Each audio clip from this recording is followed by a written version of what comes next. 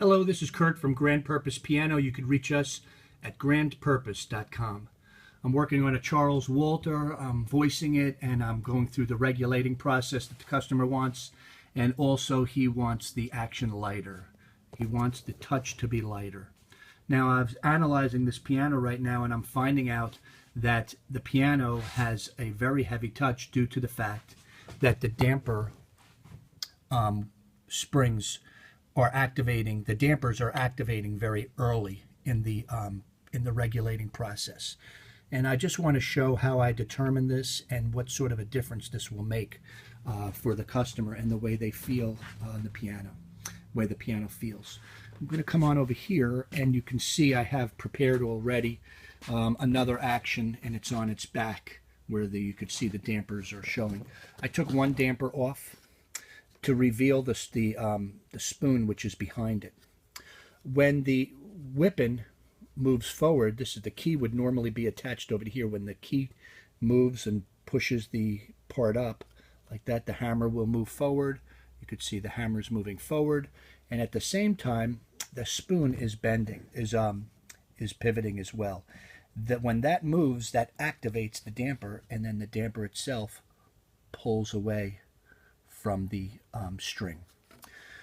If the spoon activates this damper mechanism too early, you're going to have a heavier touch on your piano. The proper point, or really what the factory setting for these, is normally halfway the distance, the piano when it's in its rest position, and here's the strike point when it hits the string, halfway the distance is the factory recommended place where those dampers should activate when they should start to pull away from the string. All right? Now, why is that so important? Is because the damper itself is spring-loaded, adding weight to the key. So if it activates too early, it's going to start to pull that damper away from the string early, and thus adding weight to the key itself. And that's what's going on with this piano. So what I want to do is I'm going to show you how you can determine this on your piano. Now, I have gram weights that I use. You can get nickels and put them all together using tape, just for the amount that's going to be able to move the key. So by me pressing down my sustain pedal, I'm going to press it down. What that does is that pulls all the dampers away from the string. What I'm doing now is I'm taking away that weight from the key itself, and that's not going to be part of any part of the weight that I'm going to be using right now. So I put the weight on the key just enough to allow the key to move all the way down into its rest position. I don't want it to go too fast. I want it just to be enough. So you can see I don't have enough weight there. It's not moving down. So I add a little bit more weight. And now there it is. The key moved all the way down. And the hammer itself is moved all the way to its full position. I'm going to now release the damper pedal. And now that activates and allows the damper mechanism to now be connected to the key itself. All right, so watch what happens now when I put the same weight on. The key does not move. All right, depending on how far the hammer has moved, that's the point when the damper itself, the spoon, is activating the damper, and all that weight now is being added onto the back of the key.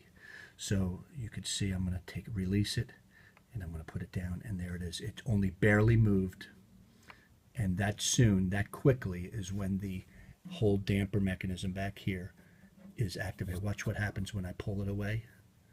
Look at all that. It just moved right down because I've taken off all this weight. All right. So what I need to do right now is I need to bend that spoon.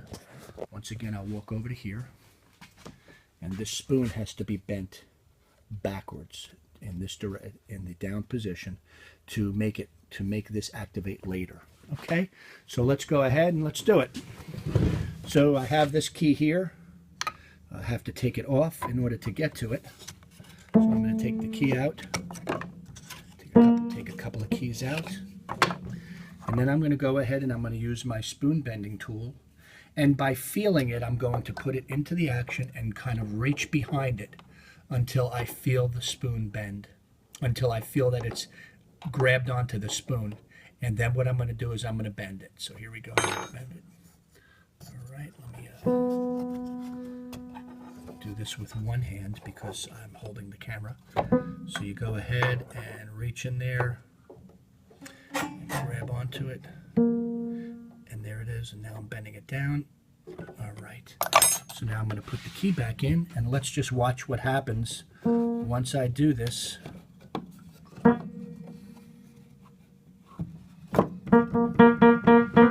All right, now I'm going to put the key back, the weight back on the key. And look at how much further it went. Now it's gone and it's reached, it's halfway the distance. I'm going to pull it off again, pull the weight off and put it back on. And there it is. It's now reached halfway the distance before the damper itself starts to activate. Now if I pull this back, you can see it goes the rest of the way. But I've tremendously lightened up the touch of the piano right now. So that's the first thing that you'd go ahead and you do when you're going to work on lightening up an action. These pianos are made very well. Charles Wolfe is a very good instrument, and I really didn't anticipate it having a weight problem, any type of serious issues. This is something which is relatively easy to accomplish, you know, for a technician that understands how to go ahead and bend the spoons.